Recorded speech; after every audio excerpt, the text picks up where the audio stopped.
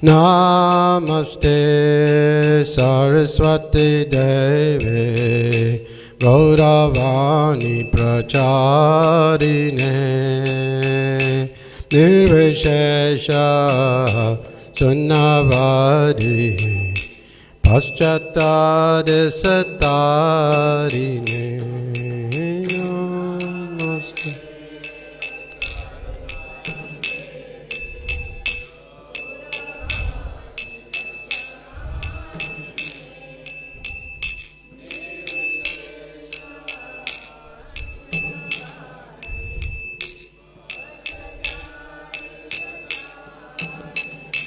Jaya Shri Krishna Chaitanya Prabhu Nityananda Shri Advaita Gadadhar Srivasadi Gaur Bhakta Vrinda.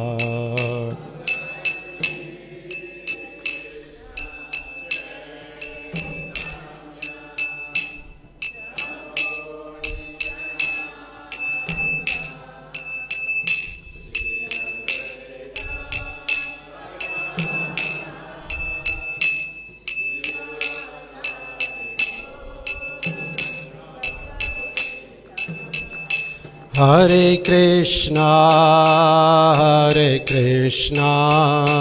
Krishna Krishna, Hare Hare, Hare Rama, Rama Rama, Hare Hare. Hare Krishna.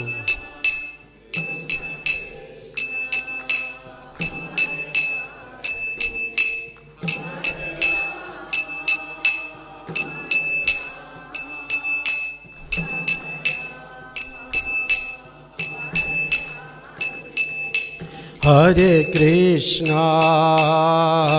Krishna, Krishna Krishna, Hare Hare, Hare Rama,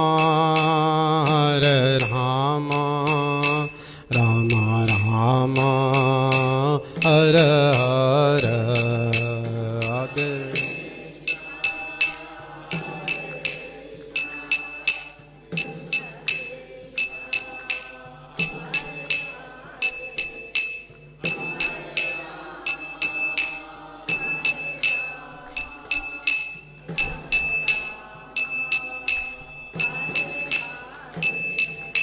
Hare Krishna, Krishna Krishna, Hare Hare, Hare Rama, Rama Rama, Hare Hare.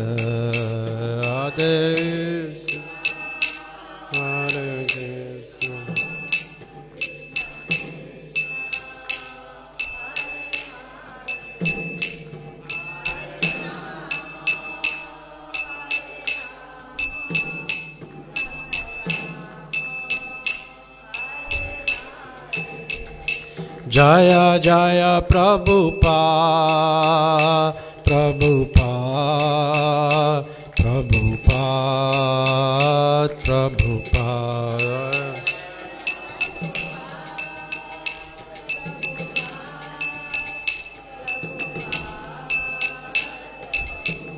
Jaya Jaya Prabhupada, Prabhupada, Prabhupada, Prabhupada.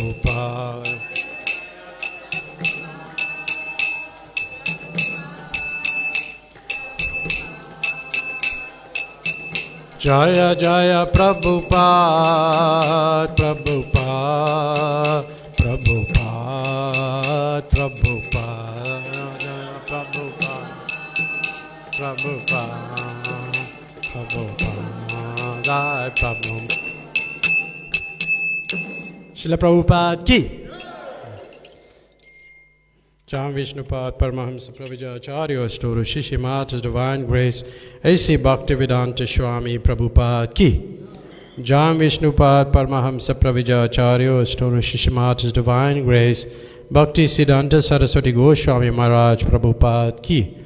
Anandikoti Vaishnav Vrinda Ki. Naam Acharya Saradas Thakur Ki. Prem se kaho Sri Krishna Chaitanya Prabhu Nityananda Shri Advaita Gadadhar Shivasari Gaur Bhakta Vrinda Ki. Sisi Radha Krishna Gopa Gopinath Sham Kun Radha Kun Giri Govardhan Ki. Vrindavan Navadip Dham Ki.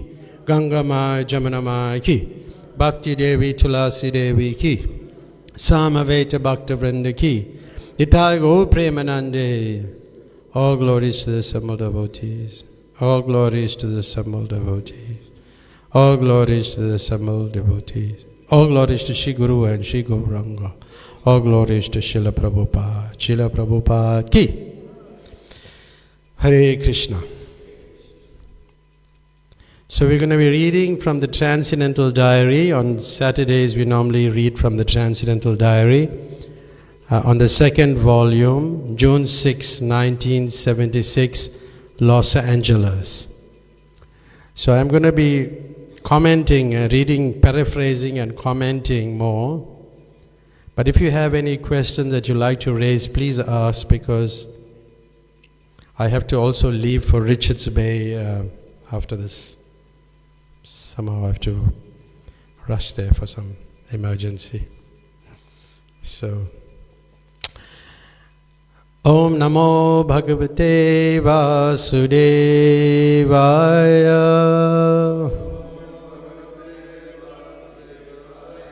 Om Namo Bhagavate Vasudevaya.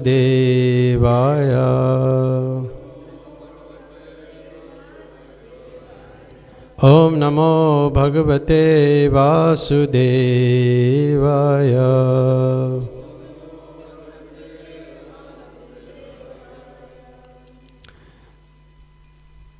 So this is it's morning walk. Harisuru Prabhu is reporting. Was as usual. Up on the cliffs in the brisk morning air. Because of the chill, Prabhupada walked with his chadar draped over his head. Sometimes he wears his woolen hat. Then as the sun comes up and it heats the atmosphere, he allows me to remove his heavy coverings. So Srila Prabhupada was well clad. It is cold at that point, and it's important to note that one has to take care of the body, because the body doesn't belong to you. It's Krishna's body. That's the understanding. That's Krishna's body, so we have to take care of the body. And it reminds me of what Prabhupada said about taking care of one's health. There was one devotee who was in Los Angeles, probably not in Los Angeles, but some part of India, or was wanting to cook for Prabhupada. But she couldn't do so because she got ill. And Srila Prabhupada had a sign in the kitchen that said, health is number 1, chanting is number 2, service is number 3, and reading is number 4. In that order. So one has to take care of one's health. And he had written it because one of his very senior disciples, Jadu Rani, weren't taking care of her health and was extending herself very much. So it's important for us to take care of our health.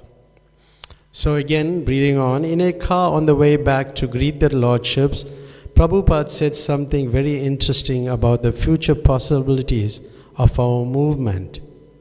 Rameshwar Maharaj was telling Prabhupada that he thought as our movement becomes greater and greater, the act of taking Krishna Prasadam at a restaurant or at our Sunday feast will be like a national pastime.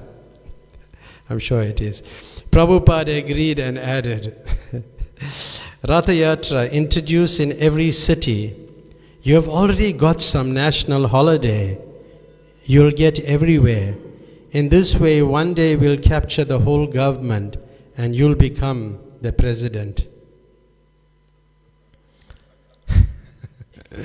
So like this, but Rameshwar Prabhu kind of shifted the focus from himself to another devotee who was politically minded, and Prabhupada wanted him to probably run for election. His name was Balavanta, nice devotee.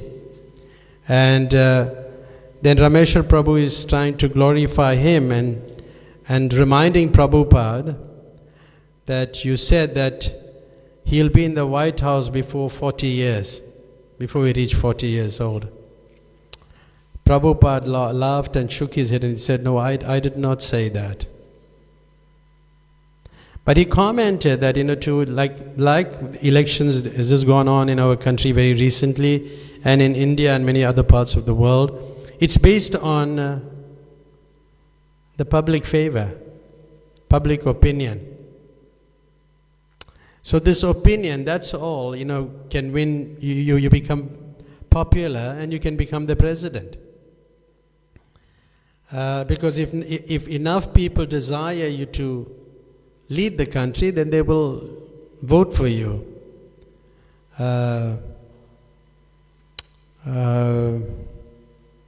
Just like, it was Krishna's desire that the Pandavas be installed back on the throne and not Duryodhana. So it's the same, we want to put the best person in power. But that leadership is very important. But then Rameshwar Prabhu, he made a comment, a pertinent observation, that they have created so many problems that to manage their government is the biggest headache. It's not easy to run a country, as much as it's not easy to run a temple. It's we have presidents, and the president of the country get 1/6 of the punya of the people, piety of the people, and he also gets the reactions. So being in positions, it's also demanding, and you get reaction. And Prabhupada gave his definition of a good government, 4 principles. Stop these 4 things: gambling, intoxication, no meat eating, no gambling, no intoxication, and no illicit sex. And if they want to eat, Tamal Krishna Maharaj added, if they want to eat meat, they can. When the cow is dead, you can eat.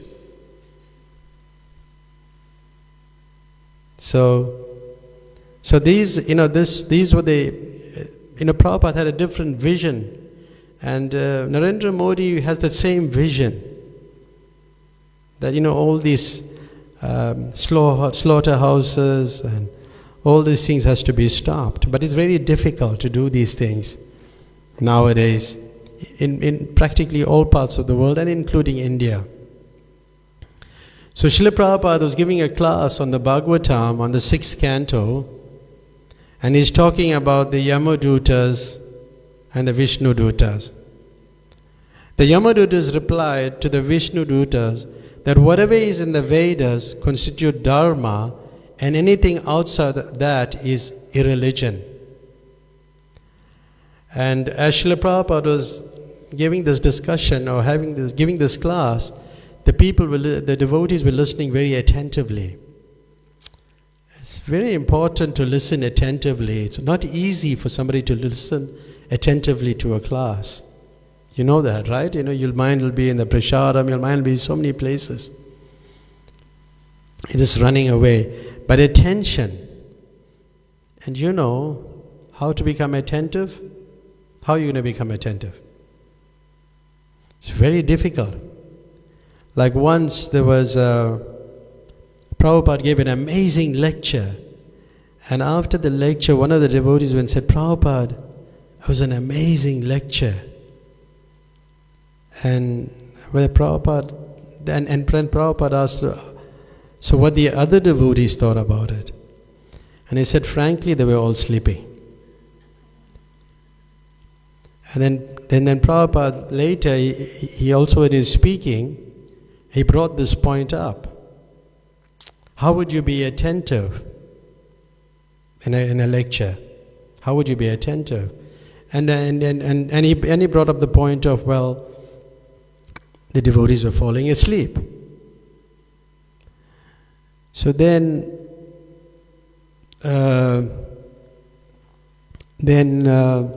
he raised the point that how would you become attentive? How would you not fall asleep in the Bhagavatam class?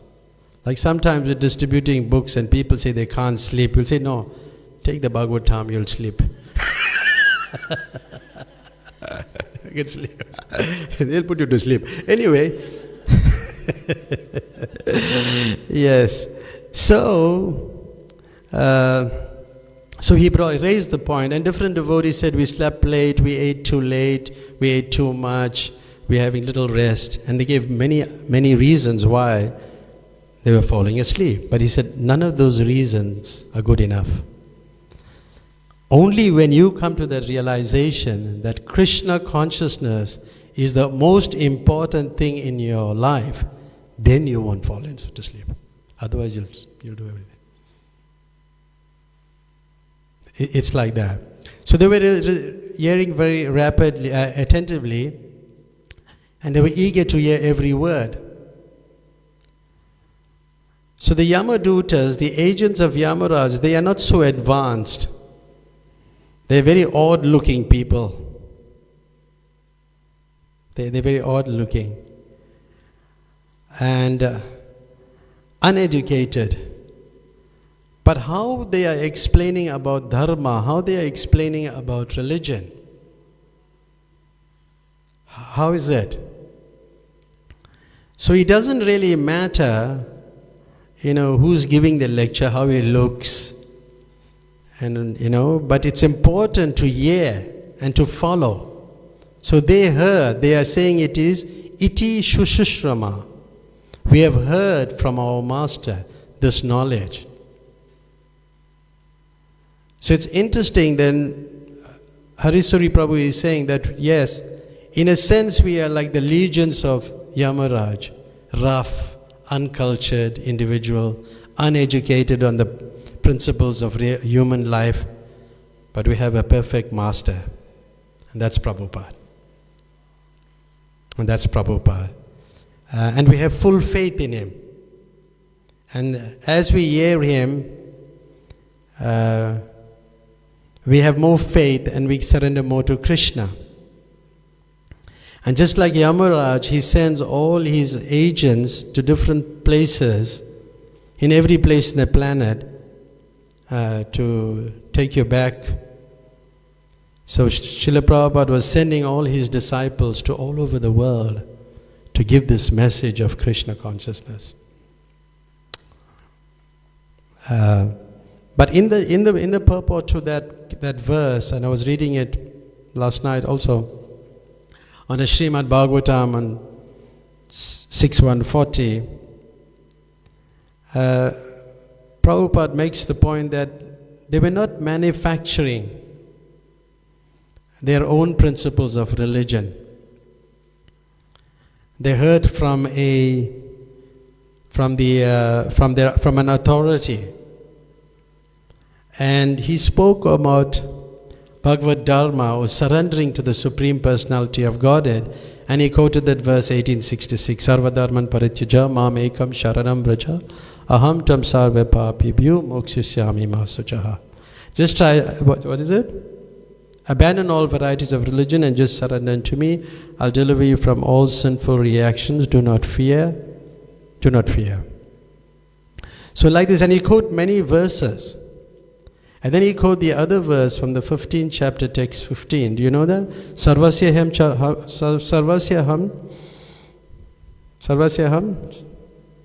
sanavistu. Sarvasyam sanavistu. Matasmitir jnanam apanam cha. Vedayascha sarvaraham eva vedyo vedanta krit veda eva chaham. I am seated in everyone's heart, and from me come remembrance, knowledge and forgetfulness. By all the Vedas I'm known. By all the Vedas, Krishna is saying. Indeed, I am the compiler of the Vedanta and I am the knower of the Vedas. So you have to dive deep into the scriptures. And then he concludes again with that same verse. A Vaishnava who follows the Vedic principle is not part of any manufactured material community, but is a true knower of the Vedas. And he quotes that, Sarvasya cham hidi sanavistu matasmitir jnanamapanam cha. Like that. So then he said, then it goes on, he said, just try to hear from a saintly person, a devotee. So when one hearing is from a saintly person, this is like inner transformation. The process of hearing and chanting is not just an outward action, but it's an inner transformation. It purifies the heart, removes material attachments, awakens spiritual consciousness. So Srila Prabhupada taught all this, by engaging in devotional practices. And if you're very dedicated, then we'll gradually learn to love God, and all that from your heart will be removed. All the dust will be removed, the unwanted desires will be removed, and then we will connect with Krishna, and in the end we will go back to Krishna. There was another pastime, which is not, some of the things I'm saying is not mentioned here. Just adding on from other readings, there was a devotee called Mahakratu, one of Srila Prabhupada's disciples. So he's saying that after they offered Guru Puja, Prabhupada was about to sing, give his class. And there was like a noise, a clattering. Someone was banging on the door of the Bhoga room. So Prabhupada put his cartels down and looked over at the devotee making the noise. So he asked, why is he disturbing the class? Then they ran over and said, there's a devotee in the Bhoga room, he's inside. He's in the Bhoga room. Prabhupada looked very surprised. He said, is he a devotee or is he a demon? Because, listen to this very carefully, you may be laughing to yourself about yourself. Devotees want to come to the Bhagavatam class and hear from their spiritual master. So he said, bring him here. Now with Prabhupada's authority, someone banged the door and said, shouting, Prabhupada wants you to come out immediately. So the door flew open and he ran with his sleepy eyes, staggered in front of Prabhupada. He offered his dandavas, and Prabhupada looked stern at him, and he called the boy to come closer and closer, So he asked him, Prabhupada asked him, said, so are you a devotee or a demon? The boy said, Prabhupada, I think I'm a devotee. So Prabhupada said, devotees come to their Guru's puja.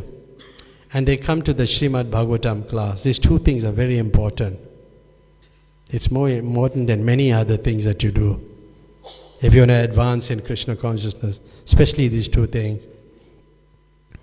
And they don't miss these things. But then, you should sit down and attend to the class. But Prabhupada was very strong with this devotee, but he realized that he was a new devotee.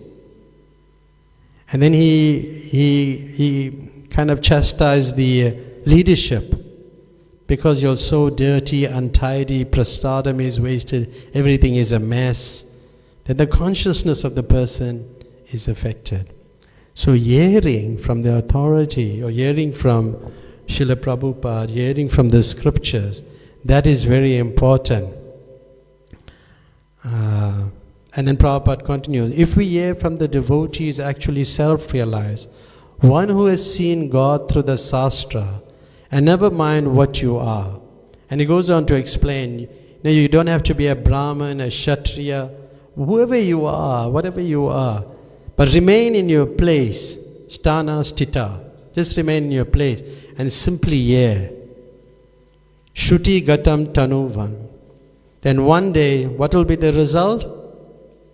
Because Krishna is unconquerable, but he's conquered by hearing. It's very important to hear about Krishna. See, ourselves, we've been trained from the time we joined to hear. And you'll always see us in the class, Hearing. This is the process.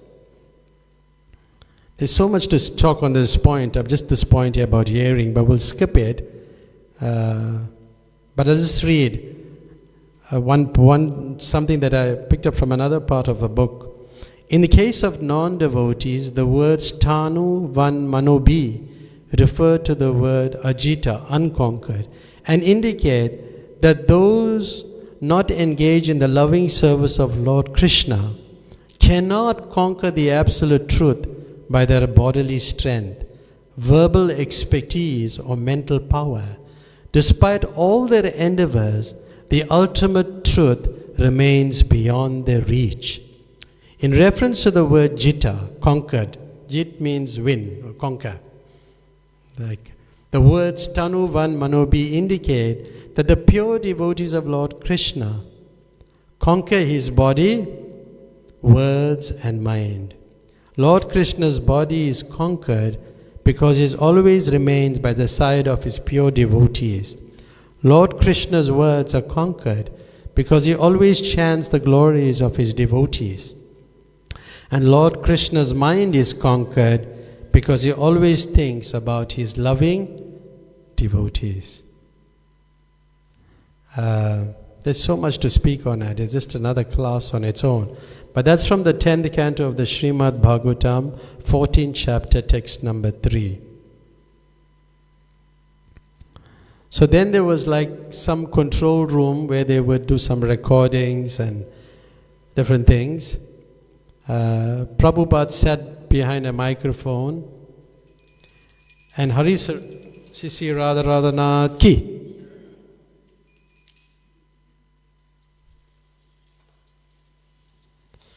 So he sat behind a microphone. Prabhupada sat to sing. So there's another devotee who was coordinating it, Krishna Kanti, and he was the man in charge there.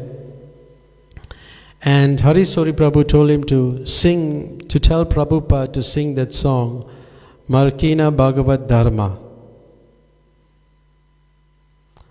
But Krishna Kanti was not interested. He told Prabhupada chant the Maha Mantra.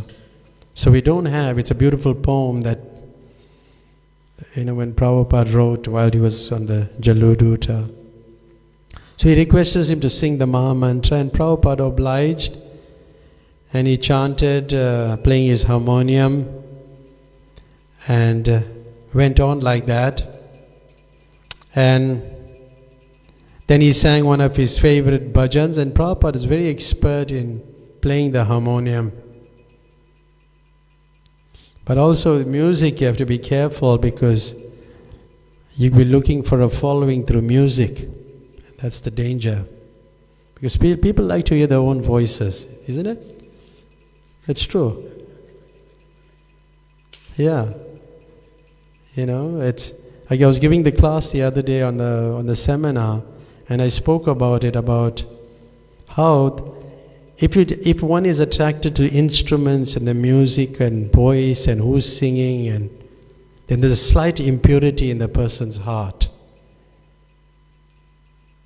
There's a slight impurity.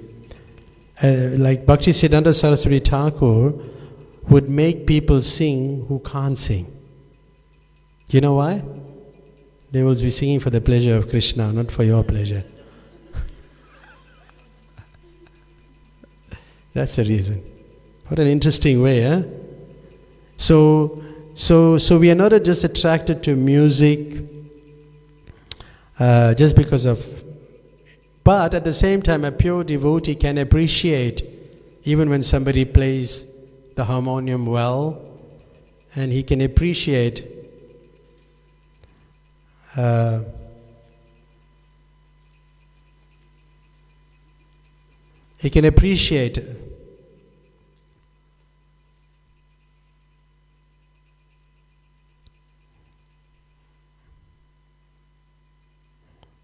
Yes, you can also appreciate the devotee if he's talented in something, because the talent is also coming from Krishna. Krishna says, I am the ability in man. And so then, anyway, after that,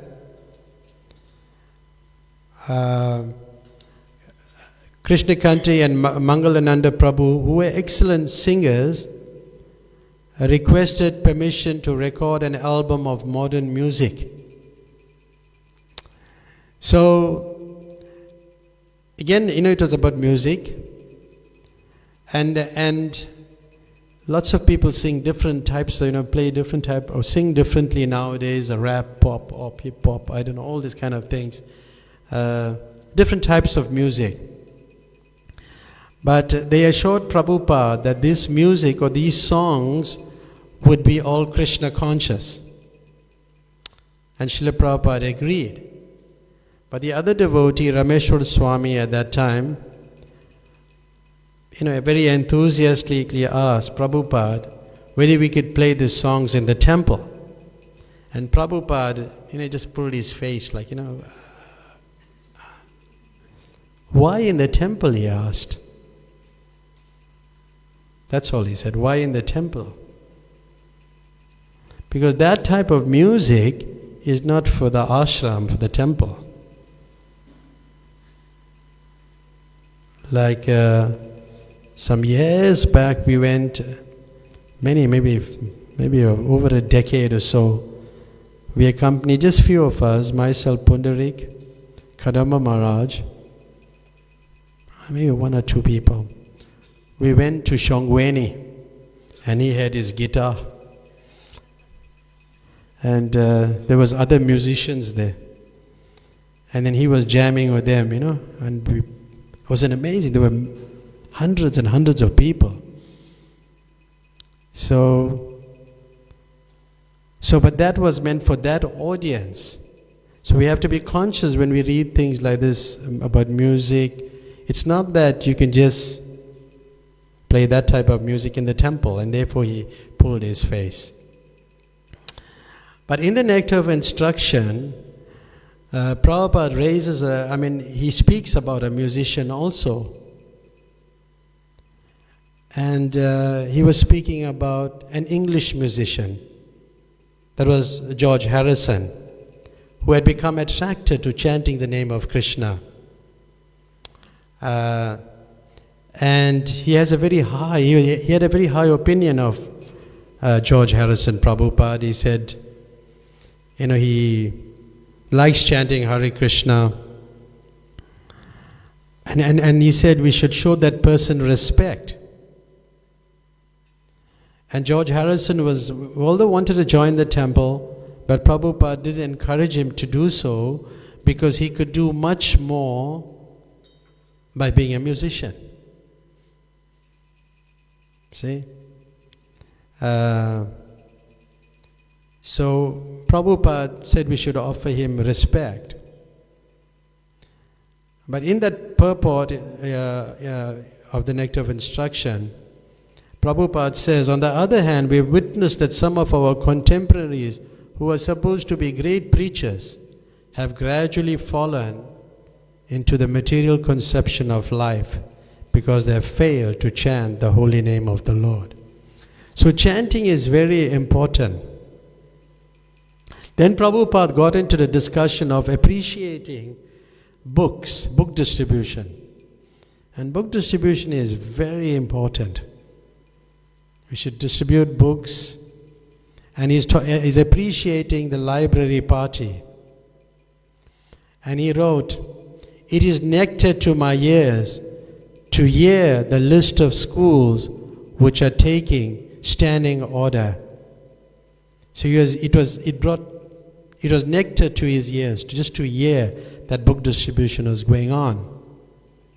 Then Harisuri Prabhu speaks about Giriraj Swami, who was Giriraj Prabhu at that time, who was the president of Bombay. He sent a letter with a devotee called Yogamaya Devi Dasi. And she also brought some oils for Prabhupada, which Prabhupada requested Giriraj Maharaj to send. But Giriraj Maharaj also sent some progress reports. It's interesting, just hear this a little carefully and see what you think. Just think about it. Giriraj Maharaj sent some progress report in selling rooms for 50,000 rupees each in the new guest house.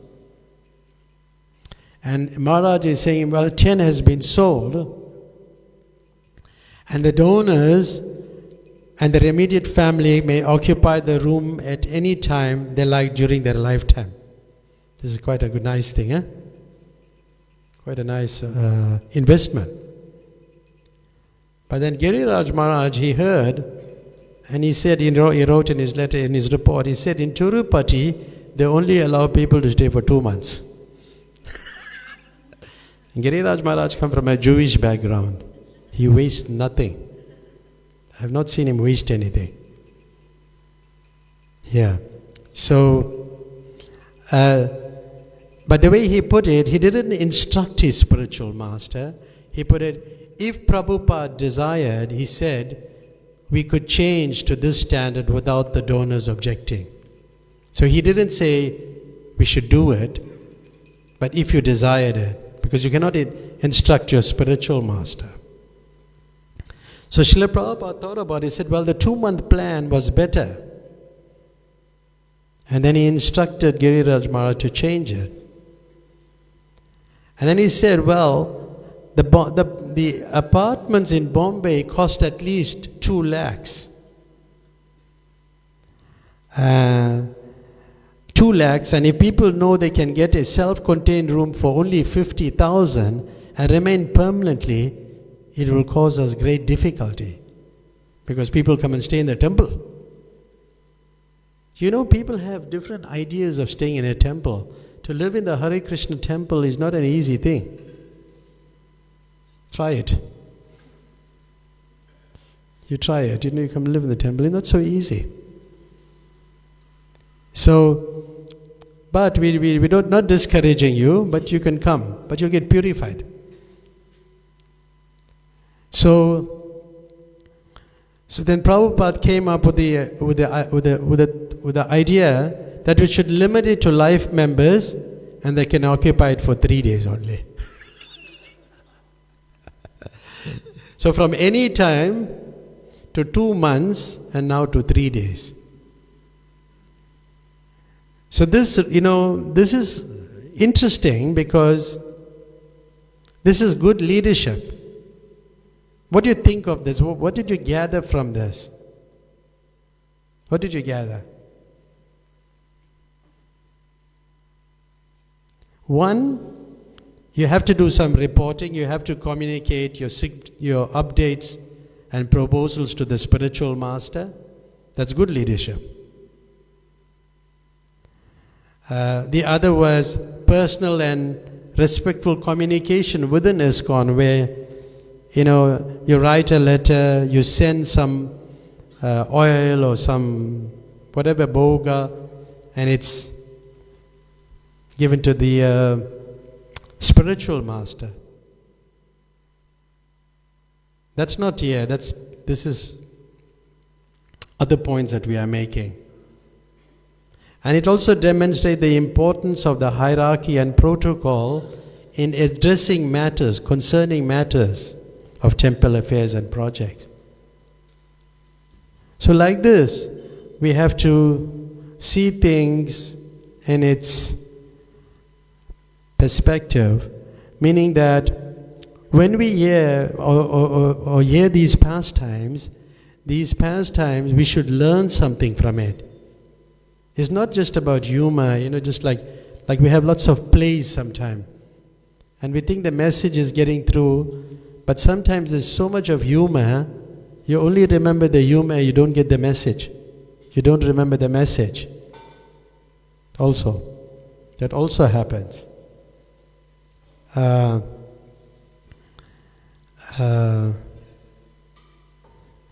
And Prabhupada was also concerned about the fairness and amongst devotees and the affordability. So many different. It could reflect a strategic decision to maintain the spiritual and operational integrity of the temple. And there must be consistency. There's so many things, ethical and practical concerns, cultural and economic context, so many different things. But then, in conclusion, this passage, what we discussed, not only reveals strategic decision-making processes within ISKCON, but also shows the thoughtful consideration of economical, ethical, and organizational factors under Srila Prabhupada's leadership. I mean, on the spur of the moment, he just thinks about things, but very thoughtful.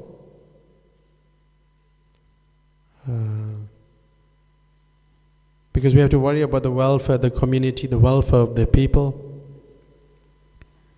So then, the discussion is continuing on Giriraj Swami. Then Prabhupada was speaking about the upcoming Gita Pratishthan meeting in India.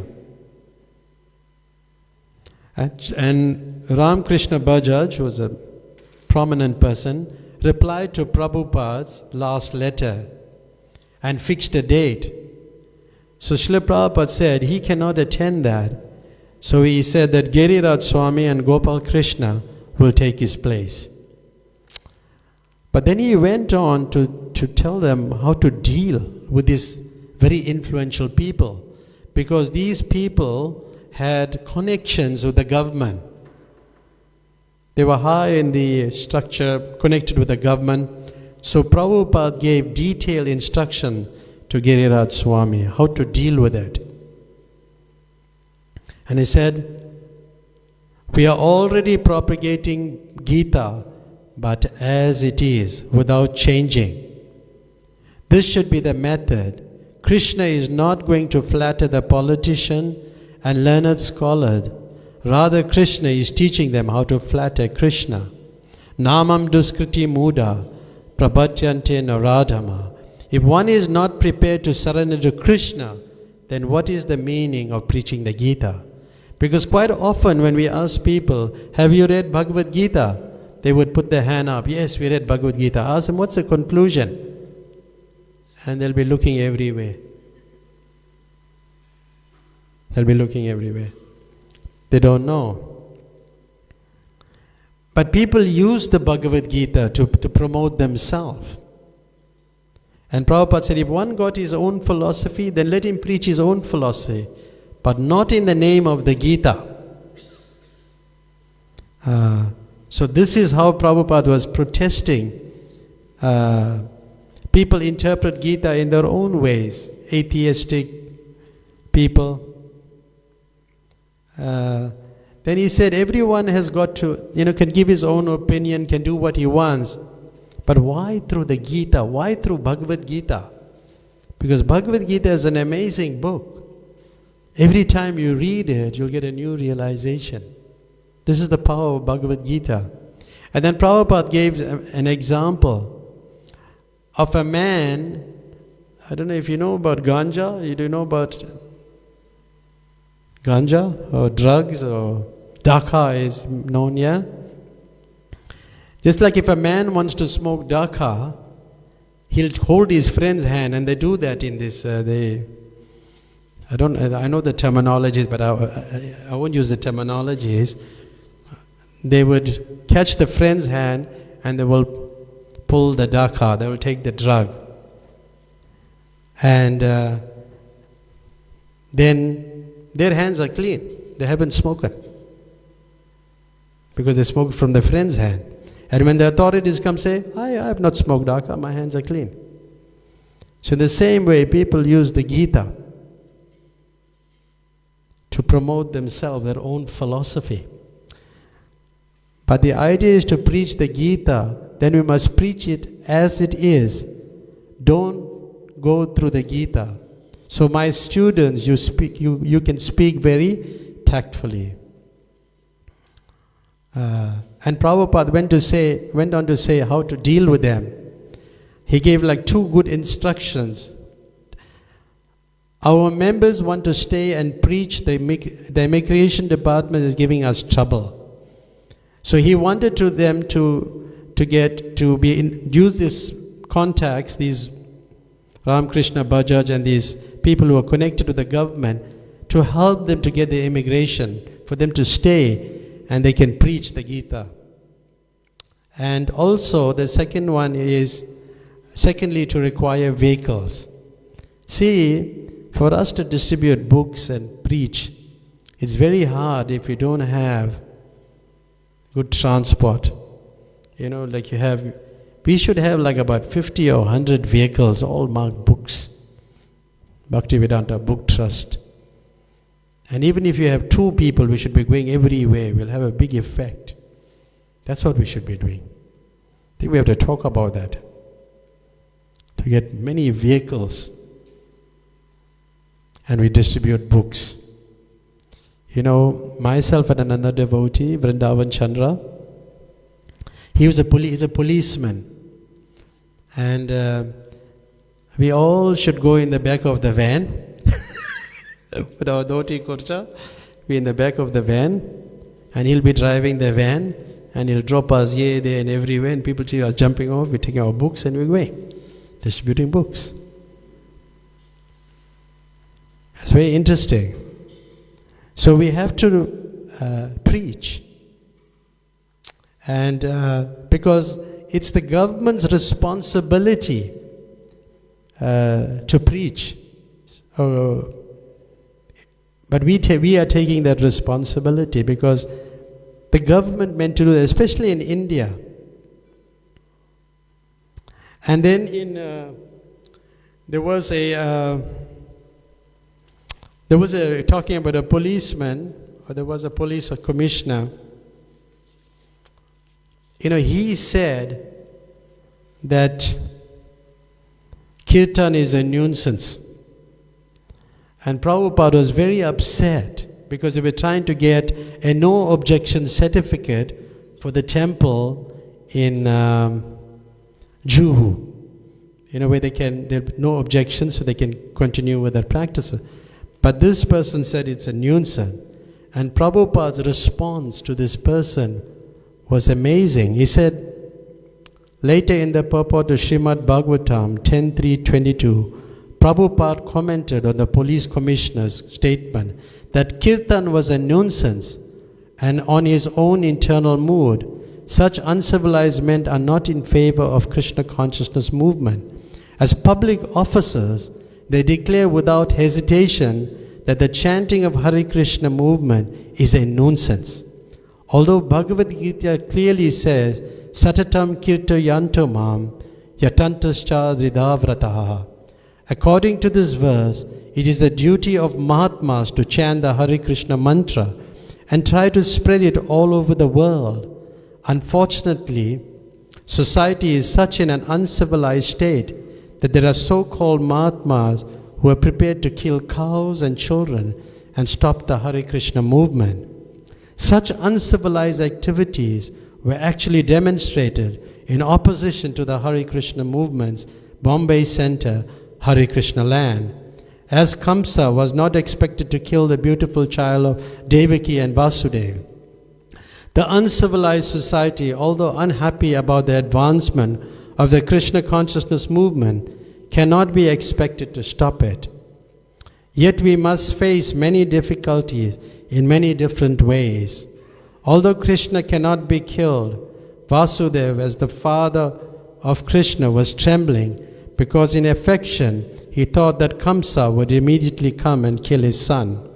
Similarly, although the Krishna consciousness movement and Krishna are not different, and no asuras can check it, we are afraid that at any moment the asuras can stop this movement in any part of the world. But anyway, when Prabhupada wrote that response to this police commissioner, he said he had never read anything like that. He had never read anything like that. Then the next, Harisuri Prabhu is reporting And I'll just paraphrase it quickly. I will conclude with a few points from this and examine this particular verse. Of a tennis player, and he was, hiring coaches, but he would draw up a contract where people who were part of his staff, that they follow the 4 regulative principles. Because he said that is the ideal government. That was the government meant to do. So the 4 regulative principle. And if they break it, they were released and cannot rejoin. So that was his contract. Because he was trying to influence them, these people were trying to influence them and bring them closer to Krishna. But he went to Prabhupada and he said, Prabhupada, that these people work very long hours because they are tennis coaches. And tennis is quite a demanding game. If you didn't know, it really takes a lot of energy to play tennis. Have you played? I played a little, but yeah, it takes a lot.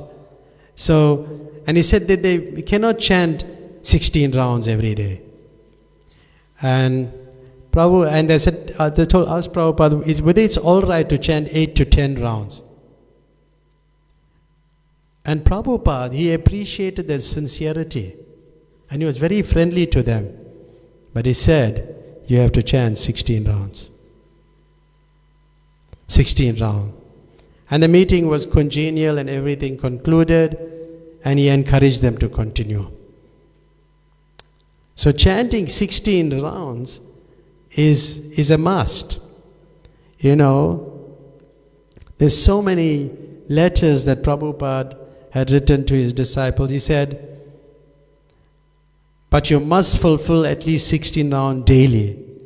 So if necessary, sleep less, but you have to finish your minimum number of rounds. In one book I was reading, I think it's by Sachinandan Swami, the Nectarian Ocean, one of the holy name, I think, one of the books. And he said like how one person had chanted 15 rounds and fell asleep. And somehow he fell asleep, but in his dream Prabhupada said you have to, came and telling him you have to complete his round. So he got up and he chanted the 16th round. So this is in a letter in 1972. But also in Bhaktivedanta Manor in London in 1973, one devotee, Ravitanandan Swami, he entered the Prabhupada's room and he said, he wanted the spiritual master to solve some situation. He said, Shyam Sundar is the GBC. He's making all these decisions. I want to accept his authority, but I can't. But I'd come to you because he's not chanting his 16 rounds. So meaning he's not the authority. I know he doesn't chant his rounds. So what do we do? A person is telling us to do things, but he's not chanting 16 rounds. But then Srila Prabhupada was silent for a while, and he said, Shyam Sundar is very busy. Arjuna, he was fighting in the battle of Kurukshetra, he didn't chant 16 rounds. He didn't chant 16 rounds. When you're fighting in a battle, it's like, and I was listening to Gauranga Prabhu, he was saying the same, more or less the same thing, but he said, like, you want, Arjuna is not saying, Krishna, or take the chariot behind the tree, let me finish my 4 rounds here and then go carry on again. No. So, and Prabhupada encouraged us to follow because he was in charge. But that's not the standard. But he became to complain about somebody who was very busy. Another time, then Gagamuni, therefore you have to see everything in context because it may not be applicable. It may be applicable in a particular situation, not for everybody. But then Gagamuni, he was not chanting his round. And then Prabhupada responded, he may be materially qualified in many ways, but it's not enough. In management, one must have a transcendental aspect. One has to follow the regulative principles of chanting. Otherwise, it's simply useless. Just to have some management knowledge is not good enough. This is for managers. So you must have that transcendental aspect. Sometimes people will complain, like people say, but we have to chant. Way in there, like somebody raised the question with Gauranga Prabhu, where in the Gita, Krishna is saying you must chant all the time. Where in the Gita, whole day you must chant excessively. And he was saying, Gauranga Prabhu was saying, it's very difficult. That's why Prabhupada made it 16. 16 rounds. Prabhupada made it 16 rounds. And he said, yes. Later he said, it's a long story, but I'll just cut it short. He said, Satatam kirto yanto mam. Always chanting my glories. If it's always 24 hours, can you do 24 hours? He made it 16. So it's like that, like once Prabhupada was, not Harisuri, I think it was, somebody, anyway, was in New Dwarka. And he was sitting behind his desk and he pulled his counter down and he said, and he smiled very humorously, I finished my 16 rounds, now I can do any damn thing I want. So, chanting 16 rounds is very important. It's extremely important to chant 16 rounds every day. And you feel a good energy when you chant 16 rounds, isn't it? A really good energy after chanting your 16 rounds. But, I was recalling, I was looking for it last night, where there was a conversation. What if a person cannot chant 16 rounds? He says, I can't do it. Now, I'm not talking for to people who are not chanting 16 rounds. Yeah, I know someday you're going to come to that level. But if one has, taken the vows to chant and is not chanting, then Prabhupada said, then he's an animal. He's not a human being. This was somewhere in 1974 he mentioned. I was looking for it last night because I heard it a long time ago. It's in a conversation. So one has to chant 16 rounds. Chant Hare Krishna, chant 16 rounds. He developed that phrase. You got the stick in your jacket or something, you have that in your shoes, you have a tick like that. What's that? Nike. Yes, there's Nike. See?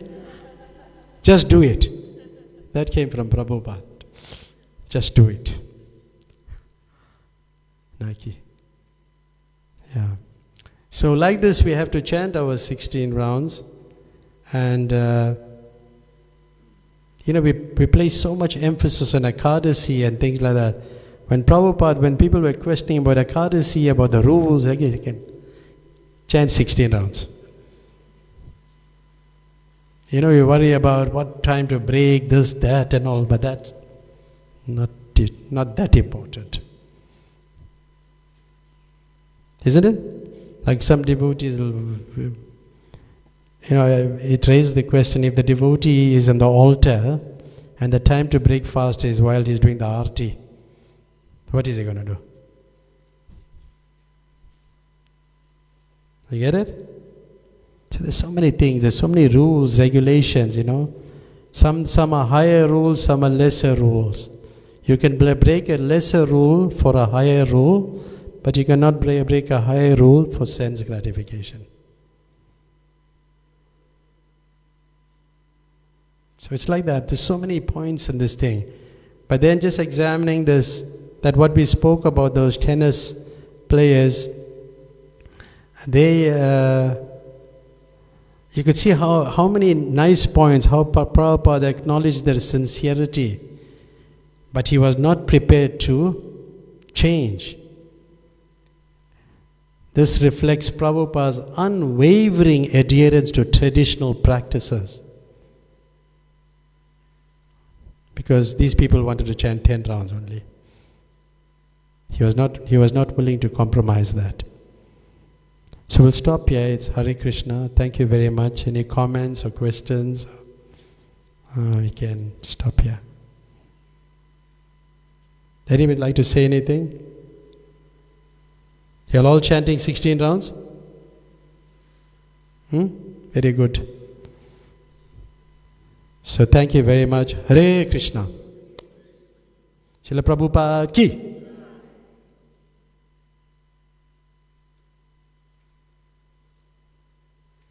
I have to go now.